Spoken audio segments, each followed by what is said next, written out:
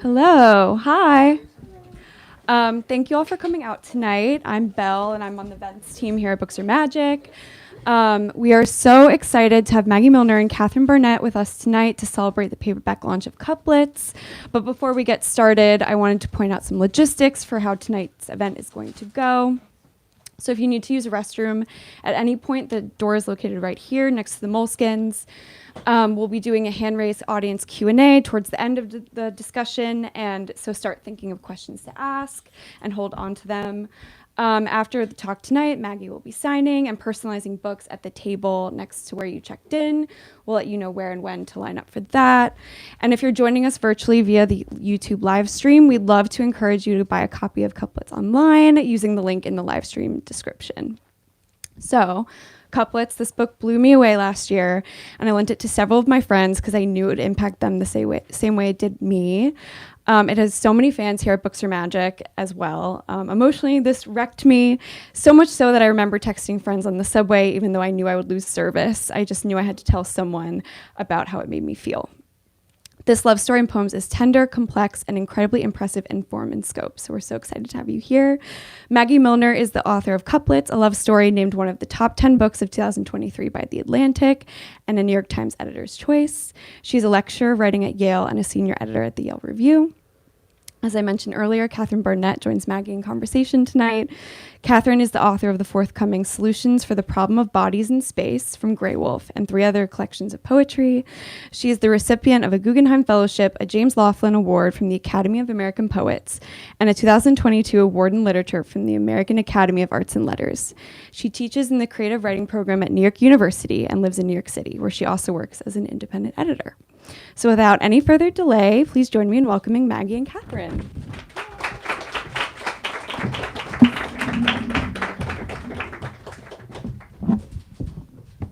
Thank you, Belle. That was so sweet. Thanks, everyone, for being here. Hi. Wow, so nice. You're all the best. Thanks for coming. Tony, do you want to sit in the front? Yeah, come up. Come. There's more seats in the front. Today is the 113th birthday of Elizabeth Bishop. So I'm going to start with a poem by Elizabeth Bishop. For her lover, Louise, across a great distance. The poem is called Letter to New York. And we can sort of think of the poems that I read that follow this as a sort of response, in a way, to this poem. So just think about that. Letter to New York. In your next letter, I wish you'd say where you are going and what you are doing. How are the plays, and after the plays, what are the pleasures you're pursuing? Taking cabs in the middle of the night, driving as if to save your soul, where the road goes round and round the park and the meter glares like a moral owl and the trees look so queer and green, standing alone in big black caves, and suddenly you're in a different place where everything seems to happen in waves and most of the jokes you just can't catch, like dirty words rubbed off a slate. And the songs are loud but somehow dim, and it gets so terribly late. And coming out of the brownstone house to the gray sidewalk, the watered street, one side of the buildings rises with the sun like a glistening field of wheat. Wheat, not oats, dear. I'm afraid if it's wheat, it's none of your sowing. Nevertheless, I'd like to know what you are doing and where you are going. Okay, I'm going to read some poems from the book, and then we're going to talk to each other. Yay. Okay. I'm going to read in order, but from all around the book. Poems don't have titles. That's all you need to know. All my life I've shown up late. But when I do, I compensate for my delay. I laugh and preen and carry on as if I had been present all along. I stayed in utero, for instance, 2 weeks after I was due, then came out so decisively and fast I couldn't breathe. I spent my first night on Earth alone inside a tent flushed full of oxygen, the event from which my dad believes have sprung like fires, all my weird anxieties. Mostly I can't see myself at all until I sense in someone else a parallel, like how I only realize what I want at the moment I attain it, my mind the final part of me to know. I've hurt people I love being so late to my desires. Last year, I met someone I thought I couldn't live without, and in the process lost another without whom I thought I'd die. If only I had realized sooner, etc., etc.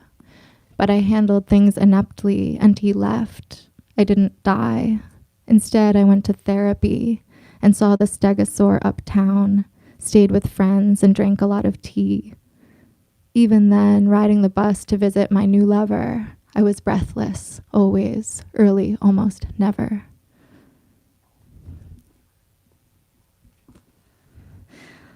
Joe's gonna take a seat in the front. One of the friends mentioned in the aforementioned poem. Sorry, this is not autobiography. She found me in the winter at a bar, one of those places in Bed-Stuy, not far from Clinton Hill, a platonic meeting set up by a friend who worked in media and thought we'd get along. I got there first and snatched a booth and started reading Middlemarch, a novel I've been halfway through for more than half my life. When she strode through the door, "Oh shit, I love that book. I've read it 15 times, she said, and asked my favorite scene. I looked down at page 98, open on the table. Maybe when Lydgate first meets Dorothea, and Eliot's talking about how the, quote, stealthy convergence of human lots, unquote, when analyzed in retrospect, shows a, quote, slow preparation of effects from one life on another, unquote, I replied. Totally, she said. The conversation turned to poetry, our few mutual friends, one's PhD, one's startup, one's divorce. I was too skittish and caught up in my charade to feel charging the space between us like a ray, the knowing gaze of destiny, which Eliot would say stood by sarcastic with our dramatis personae folded in her hand.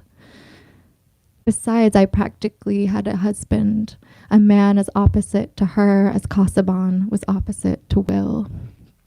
On the A train home, I read that paragraph again, then closed the book and marked the chapter, telling myself I'd resume it after. Is the microphone doing something weird? No, okay.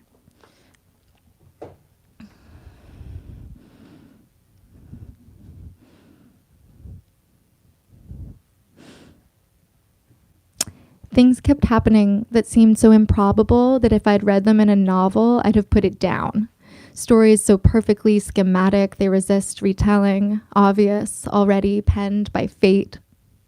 Like when he and I were on a date for Valentine's and she walked into the bar and came right up and shook his hand with one she'd slipped inside my body days before. Or like the blood that came in steady, heavy rivulets the last night he and I had sex, which at the time no logic could explain. Turns out the contraceptive stick I'd had installed a decade prior chose that very moment to retire. Or like when I was walking in the final hours before our breakup down Canal and a sparrow fell out of the sky headlong and landed at my feet. It didn't die on impact, but lay there twitching, the black seed of its eye in my direction. Or just the artless metaphor in all of this. The hand, the blood, the bird I couldn't kill. Though I knew it would have been the kinder thing, the more benevolent.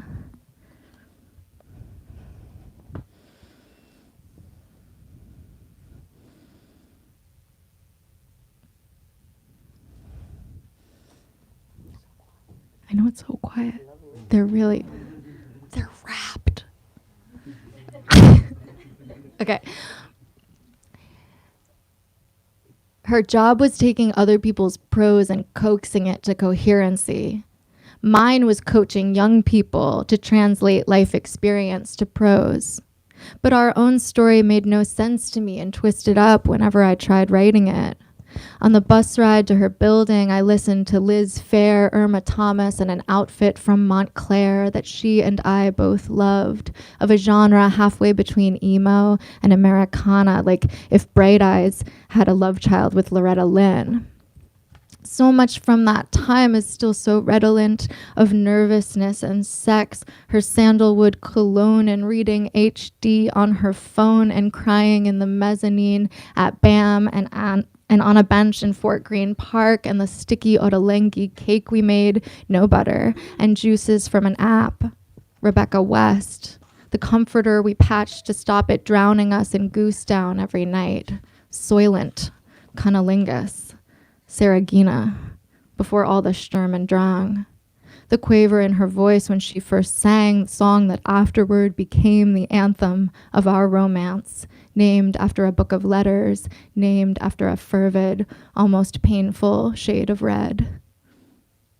Any Pine Grove fans in the house? No. Okay, cool. That's who that poem was about. Pine nuts. That's what we're called, the fans. Now and then I'd get the strange impression that she was me. A stab of chthonic recognition would set off a little spasm in my eye. Sometimes from far away I'd spy her slanted walk or messy hair, and every muscle in my body would contract. At school, while my students bent over their exams, I'd scroll through photos on her Instagram, the fabric growing damp between my legs where her finger liked to press itself inside me like a key. An undiscovered ancestor, an eidolon, an isomer, and an uncanny sense of unity to love in her what had always seemed deformity in me, to yield, to feel the snugness of the fit, to turn the lock, to hear the little click. I'll just read one more poem. Okay. Other times I could feel myself become him. Those tics I'd found most tiresome, his artificial cheer, his trick of going silent in the heat of conflict or accusing me of being self-indulgent without ever specifying what he meant, suddenly belonged to me, my temper having lifted in our time together some properties of his. His ideas crowded my head as if through an earpiece. His hands' phantom weight guided my own. His scowl in my mirror and in my microphone, his speech down to the voice's note of spite, the patronizing diagnosis, the words I'd used to scold her when she told a tasteless joke. It was the same old dialectic I had tried to leave behind. This is partly why I thought I'd lost my mind. But when she'd start to plunge into depression, as I've often done, curled in bed or prostrate on the ground, listing all the people she'd let down, it was by remembering how he'd soothed me that I soothed her. And when I held her cheek against my cheek, I was drawing from the well of love he filled. So I became, after all, not him exactly, but a kind of conduit between them, a conversation they conducted with my mouth. And when I was not unbelievably sad, I was moved unbelievably to hold inside me both my lovers and to introduce them to each other, there, in the hollow, just above the heart, among the little folds where the voice starts.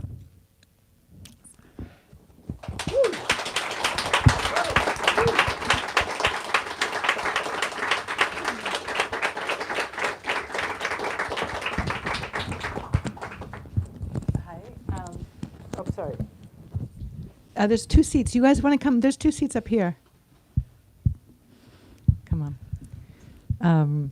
What's my joy, obviously, to be here. And I'm not going to start with a question about that last poem, but something I do want to talk about at some point is the tenderness. There's little pockets of tenderness, and that moment with the cheek, or there's a one poem in which it's an exact rhyme where you say about looking for a garden, building a garden. I'll find that. It's one of my most my favorite moments, that chime and the tenderness both.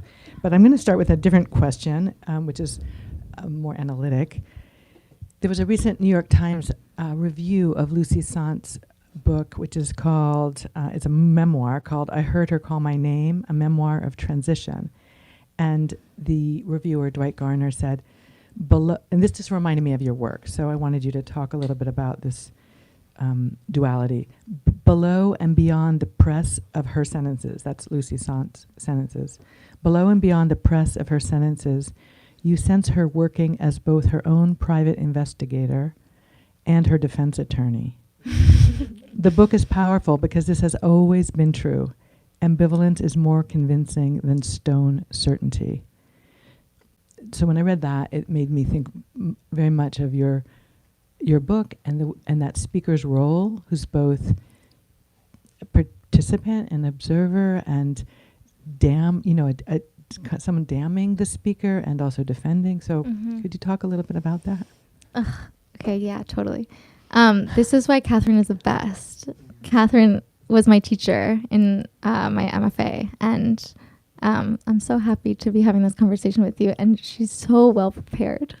And I appreciate it. That's a big challenge. I appreciate it so much.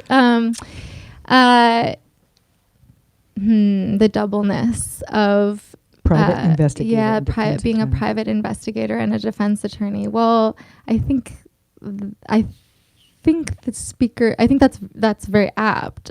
I think there are moments also that the book is charting where the speaker is moving between sort of perception and self-judgment, right? And I mean, it's been a year since the book came out. That's why we're here. That's why we're doing this. And it's been at this point like over 4 years since I wrote a lot of it, which is wild. And I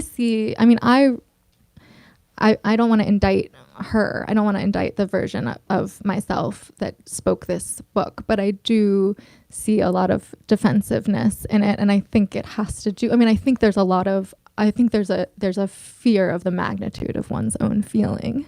And I think that fear motivates, there are a few different impulses sort of attached to that fear. I mean, there's awe at just like, wow, human, the sort of like scope and amplitude of human feeling is greater than I had known. And wow, I'm so moved by that in itself. But also I think there's a feeling of, there's a lack of control that's scary. And there's also, I think, a narcissism or a kind of solipsism that accompanies these really, in sort of intense interior crisis. And I think it's this person is at once, hyper aware of her, she's plugged in, she's so plugged into what she's feeling and to the sort of, then the sort of analytical kind of like, where is that feeling coming from and how can I language it, right? How can I how can I externalize it in such a way that it becomes kind of newly available to me, but also isn't this whole enterprise sort of self-serving, or isn't it so kind of narrowly self-motivated, both the feeling and the kind of analysis of the feeling? And so I think then there's this posture that recurs where then she tries to sort of defend herself to an imagined public or someone who might be indicting her for her own narcissism. And in fact, I think that voice that she's arguing with is in fact probably just her own conscience, right? And I wasn't thinking so much that it was a defense against narcissism as somebody trying to make an argument for the behavior of the speaker. And so it was very interesting. Like, it's a super interesting both literary problem and also a life problem. Like, both to live it and watch oneself not always make the decision one necessarily, and this is the speaker, not always make the decision you want, and then try to find ways out. And I do think the mind is so interesting in the book, and you bring in all these other voices and minds into that argument. We were talking at dinner towards the very end of the book. There's a quote from Rachel Cusk. That was her. There's Rachel. But that speaker is talking. I mean, the speaker of your book quotes the narrator in a Rachel Cusk novel, who talks about narration not necessarily being about making meaning out of your disparate moments, but a way to avoid feeling guilt. Mm-hmm. So to me, it's nothing. It wasn't meant in any way as a criticism. No, It's, I know it's, you it's- didn't. But it's the meaning. But it's what the book does, Mhm, and right. it's just so interesting to watch the speaker with this mind give into the body and then try and come out and make an argument for how Mhm. it's okay or not Mhm. okay. So that was a little bit the question. What do you Mhm. think of that Cusk quote? Do you remember? Something about the narrative impulse is not so much something as it is avoiding Not about meaningful guilt. moments, yeah, but avoiding guilt, yeah. Do you want where it is? Where is she? Where does she say that? It's towards the very end. I know. There's Okay, it's Vivian 3:12. Gornick. 3:12. Oh, that's okay. It was an interesting idea that the narrative impulse might spring from the desire to avoid guilt rather than from the need to connect things together in a meaningful way. The narrative impulse might spring from the desire to avoid guilt rather than from the need to connect things together in a meaningful way. No, I don't agree with that. No, I think it's like so much. I mean, I think maybe it's both, but I think that the great satisfaction of sort of narrative thinking is just creating a causality, right? Or like creating some kind of Meaning. reductive, meaning, some kind of slightly reductive connection between unlike things. I think that actually is that has a kind of satisfaction for me. It's kind of aesthetic satisfaction that has very little to do with morality or guilt. I think I do think there's I think the narrator in this particular book, I mean, I think there is also the sort of omnipresence of guilt and the kind of looming specter of guilt as she's making all these decisions, or as it were, the decisions are sort of making her. She doesn't always feel that she's actually totally the agent of the decision, but I think she's that kind of that idea, that sort of specter of culpability, I think is haunting her a lot of the time. But I think this is like the thing about the rhyme too. It's like it's just there's an aesthetic satisfaction in making unlike things correspond with one another. It is, I mean, I think just cognitively, it's like our equipment, our sort of cognitive equipment lets us do that. And it's like one of the great kind of pleasures of any kind of narrative art making, I think, or even just thinking or dialogue even, right? Well, my next question is related to that indirectly and directly, because another one of my favorite poems is one you read, where there's the narrator says the artless metaphors, and then she goes along about the blood, and then there's that beautiful image. I love this image of the sparrow's eye, the black seed of the sparrow's eye in my direction. So I want to talk later about the quality of being watched or watching, or will I be known, will I be seen, all that seems to really animate the book in a fantastic way.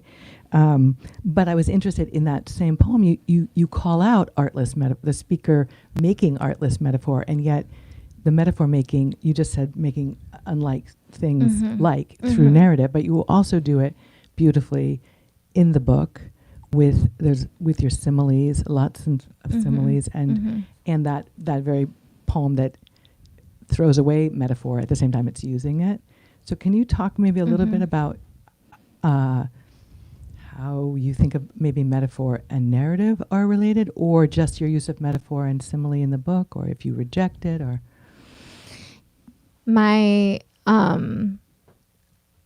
advisor in undergrad was C.D. Wright, and she had me not like write. I don't remember how many poems it was, but she forbade me from writing from using figurative language for a while, like similes or metaphors, or metonymies or what have you. And I think that I do this for my students now. I like as if I came up with it as an exercise. I'm like, it'd be really good for you.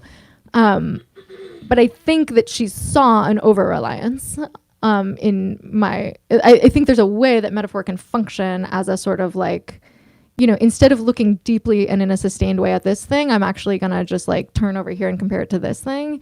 And the more difficult thing might be to actually keep looking and stay in the kind of realism of the moment. So I think so now all my metaphors are perfect. Because I learned, but I do think because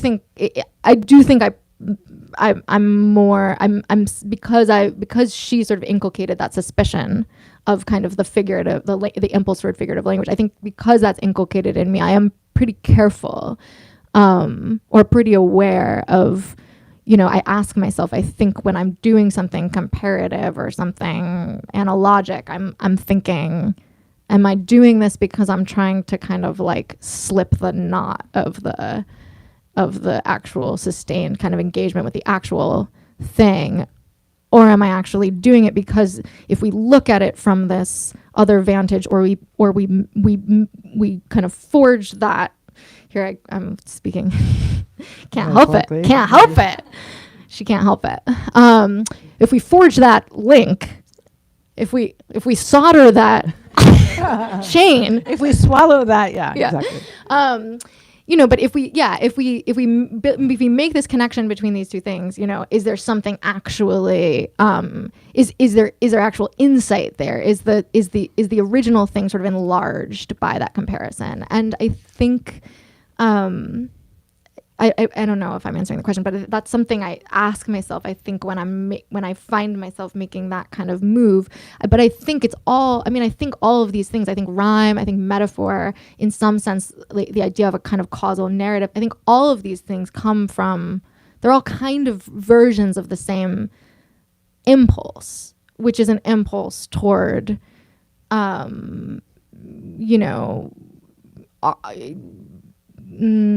it's an impulse toward affirmative connection, or just an impulse toward continuity or connection where otherwise there might be disjuncture or fragmentation. You're asserting likeness, you're asserting a kind of relationship between unlike things, in all of those, in whether it's on the level of, the sound, the kind of like phonetic makeup of the word, or whether it's, more imagistic, or whether it's actually even a broader kind of like meta narrative impulse. Yeah. But I think all of those things are about,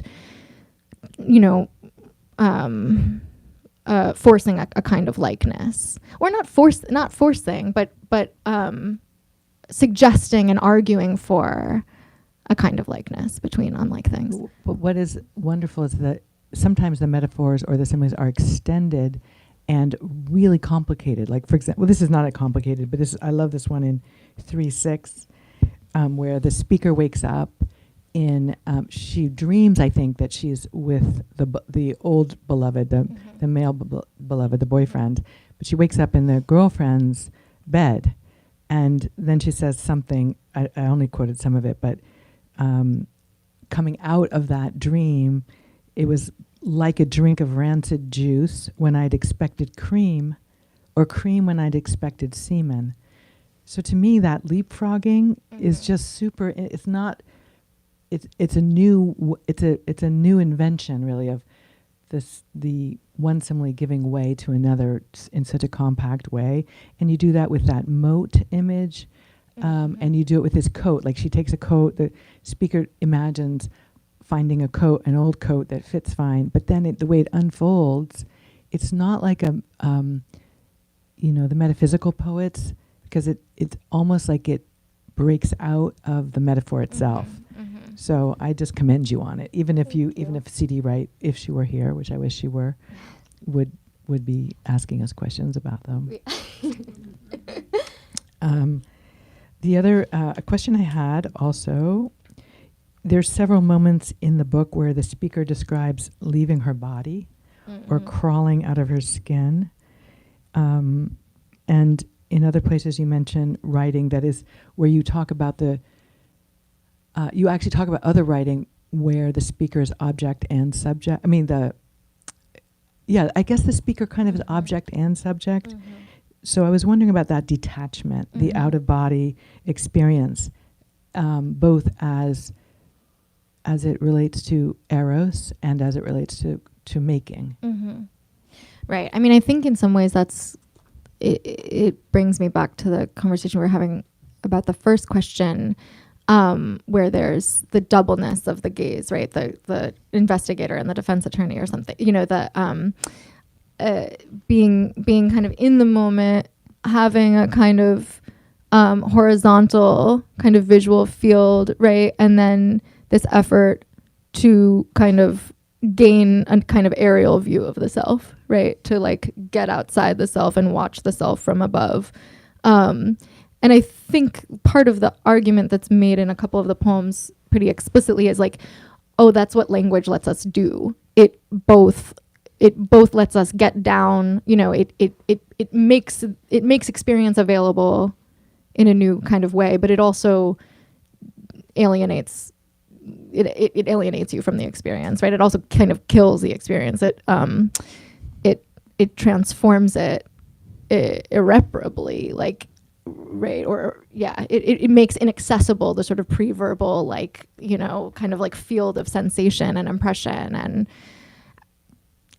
affect that preceded the like putting it down. But once it's down, once you have the thing, once the language exists, especially like in ink, right, or pixels or whatever, like then it's also sort of not yours, right? It's sort of depersonalized in a way that makes it manipulable. It makes it into a material like paint, or clay, or whatever. We went out earlier, and I was talking about Ben Lerner and the similarities I see in your work. And in a quote from an interview with him, he said, "I suppose it's common for people to describe intense first-person states as being out-of-body experiences, or something they experience from the outside and the inside simultaneously. Many of my most intense memories I remember in the third person." And you just, this book is playing with that in such a fascinating way. And I think I'll just ask one more question, and then we'll open it up to you all. So do you want the question? I just gave a talk on indecision, and I've just been like riddled with indecision. So I'm going to ask you, do you want to hear a question about the direct address and how it's used? Or do you want to hear a question about time and how it shows up? So predictable. I knew they were going to say time. Oh, I thought you were saying I was predictable. These guys? Okay. These guys love time. Okay. The only thing I want to say is, I do want to say one thing about the direct address. Psych. I'm just going to say, just so you notice this, there are these prose pieces that are in the direct address, that originally were in the third person, because I happen to remember that. But then there's one poem that is directed to the cat, and it starts, "Oh, my little shade." It's very, and that's to a you, and it's very interesting that there's one poem that is to the you, and then at the end there's also the coda is suddenly becomes to a you, where all the other yous had been in these prose epistolary kind of analyses. So that it's just interesting when you buy the book and you look at it. It's really an interesting accomplishment, and the shifts are, there's pattern, but then the break in the pattern. Okay, so the question about time, I don't know if this is going to live up to your expectations, but yeah, somebody said no. Well, yeah, okay. So, well, time is a big part of it, but what I was struck by is you're a young person. It didn't happen that long ago the speaker acts like she's writing about something from a long time ago, making pronouncements like about the internet in a really interesting way. Like there is a separation in terms of like being able to make assertions about what it was like. And you have this quote, this is just along with that, this is you writing, that history was once today is never not a shock. So that history was once today is never not a shock. So that's two different kinds of questions. One is your relationship to this not very distant past as if it's distant, and that sort of profound past tense, and then also that apprehension that we're living and it will be the past. I guess either of those to speak about. Yeah.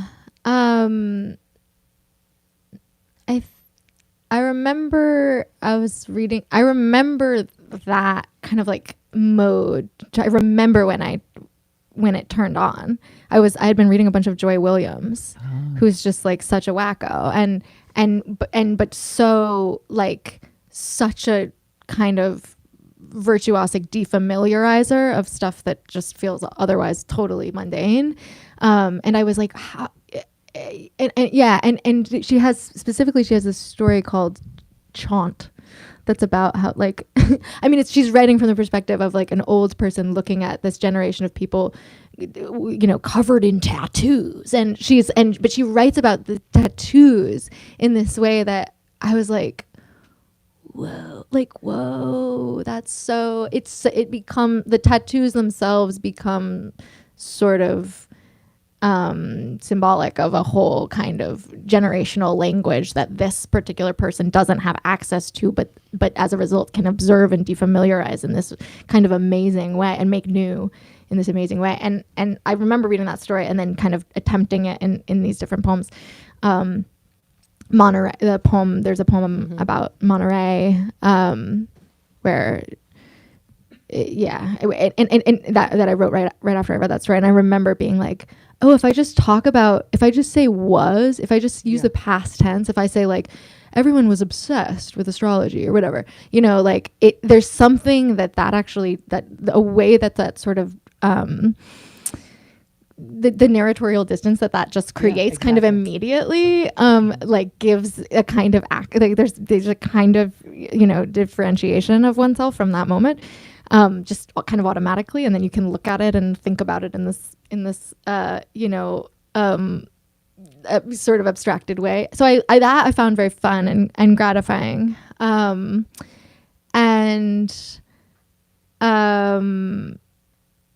I think I'll say this. I think that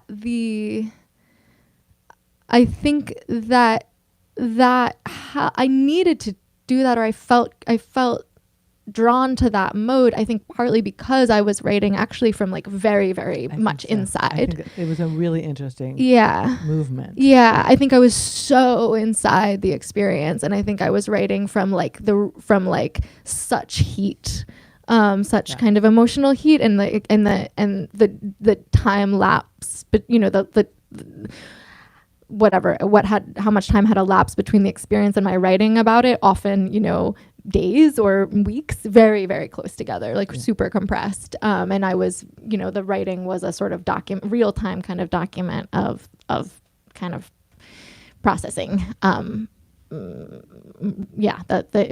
was so not retrospective that I think maybe I resorted to that mode partly to kind of jog myself out or be a little more analytical about the kind of moment and milieu, and to remind myself, you know, you won't always be actually here, right? This is actually very temporary, even though I'm putting it down as if it's, you know, as if it's forever, just forever, as if it's like this long durational kind of state. Yeah, I think it was a very interesting tension in the book. I loved it. So I'm gonna ask you. Do you have any questions?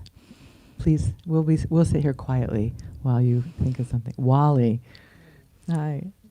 I'm really curious in this idea of metaphor as a kind of deflection or like an excuse to look away that you brought up, Maggie. That I've never heard that before, and I'm curious. I mean, I'd love to hear from both of you as you're both writers I admire so much, sort of when, as writerly people, when we know a metaphor might justify its space on the page, like when is it pulling its weight versus when are we deflecting, my words not yours, but when are we using it as an excuse to look away? I think that's a super interesting question. I had never thought about it like that, and I love Maggie's metaphors and similes. So maybe the training, the fear of that made hers more powerful. I don't know. I mean, sometimes I ask my students just to write negative metaphor, negative simile as a way of being free from,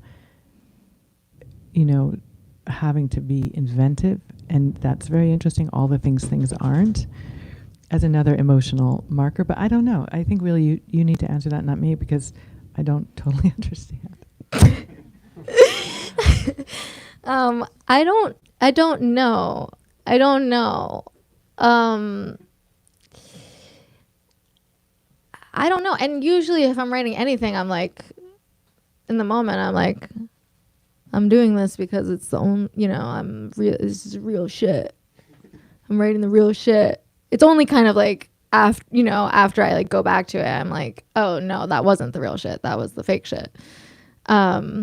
So it might be more of a revision question or yeah, I don't know that there's an obvious, I don't know that it's there, that the binary is so obvious to me that it's like, oh yeah, that one's legit and that one's like a deflection. But I do think that we live in a time of like intense, of where, especially, I mean, this is, I think, very clear in prose writing right now, and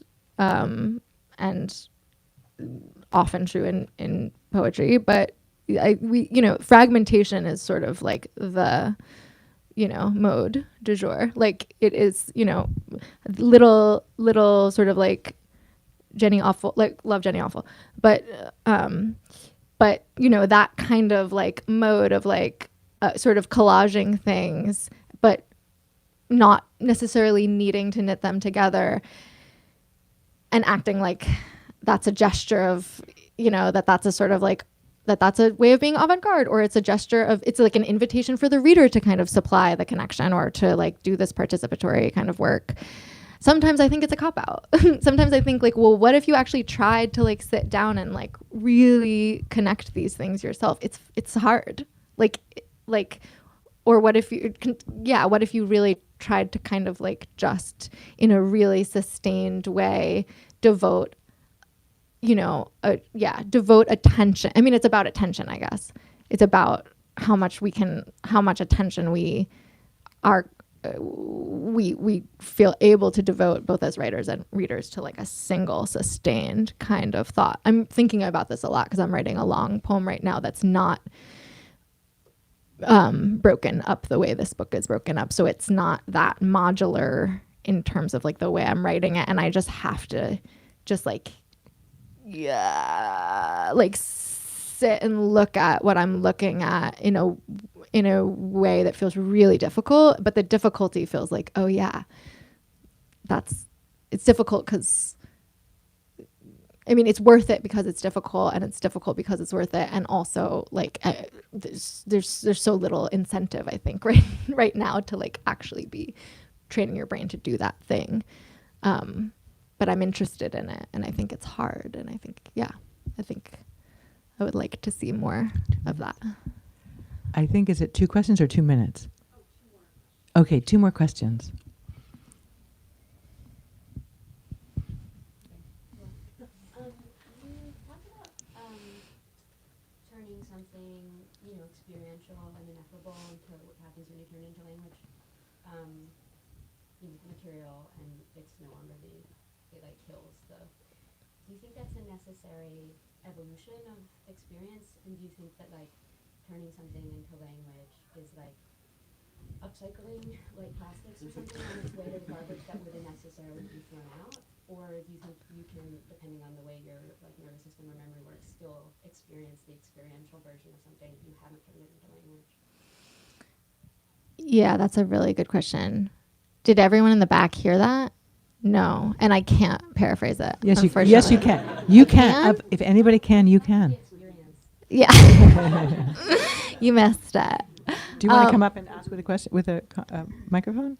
No, I can just Maggie, you can I'll just say it. I'll just jump in. So the question is it's a heady one. So it but like so That's the head calling the head. it head the head calling the head. So the question is, when the thing I was saying about like language, you know, like in some way estranging or like killing or making concrete this ineffable, like some kind of ineffable experience, is that what I guess the question is partly like what if you didn't put it in language? Would it retain? What would it retain? What about, right? Isn't that part of the question? Yeah, not for you. Not for everyone. Oh, for me.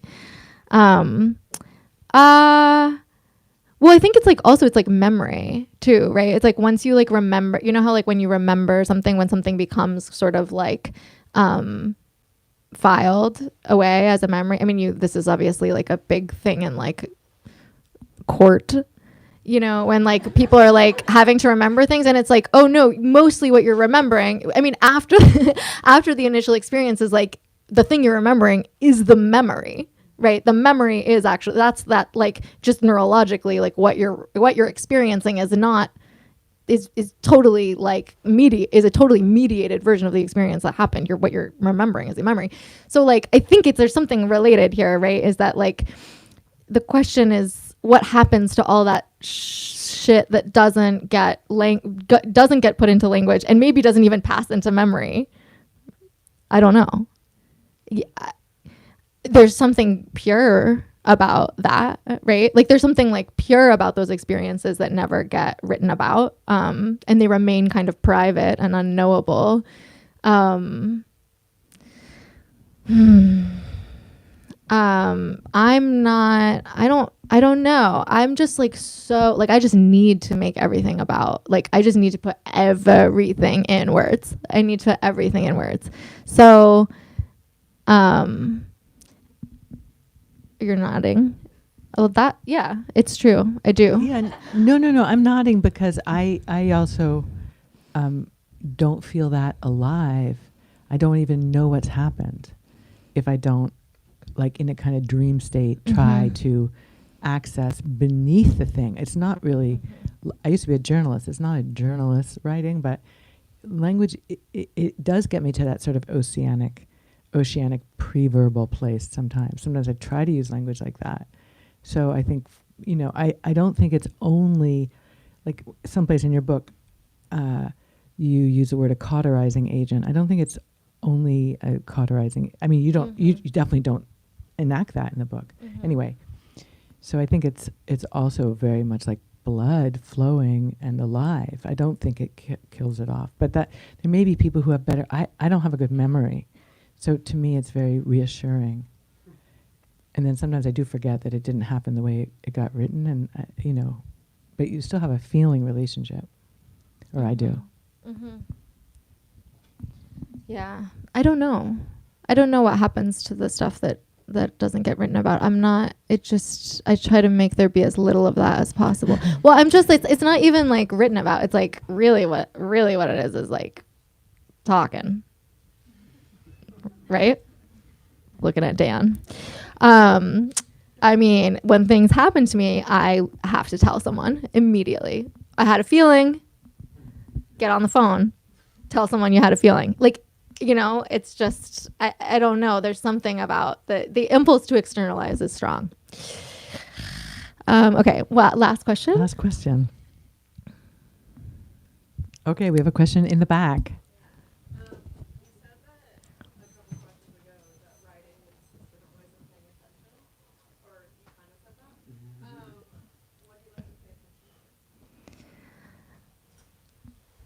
Myself.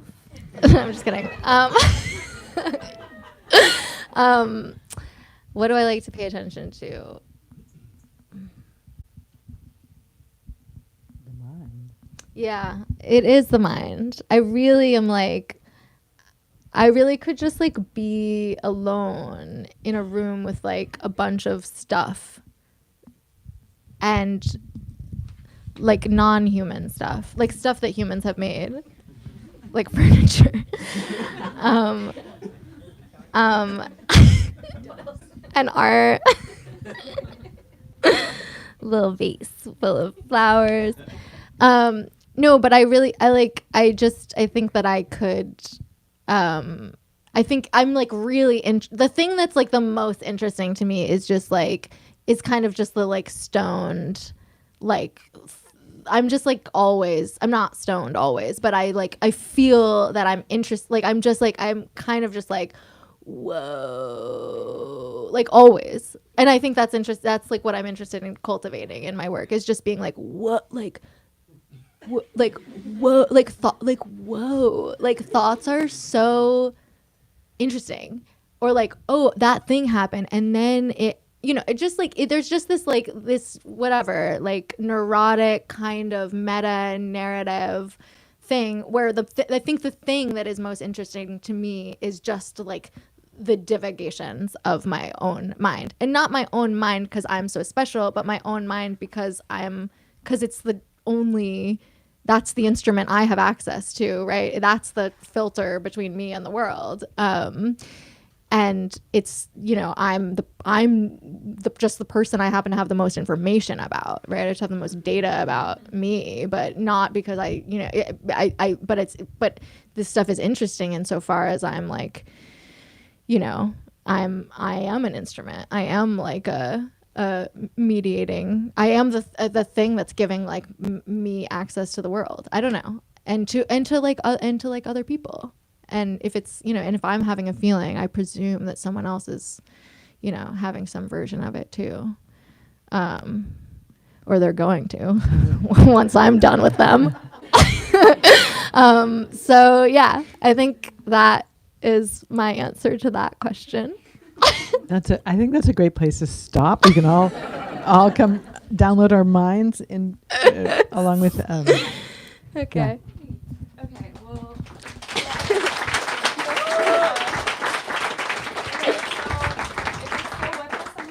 You can purchase a copy of the book by clicking the link in the live stream description.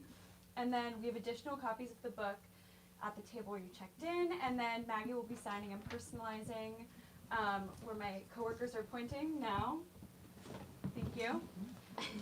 And we ask that you gather all your personal belongings so our staff can begin breaking down the space and line up the center aisle and curve around to the wall if you want your book signed. So thank you all for coming. Thank you so much. And we're going to Montana.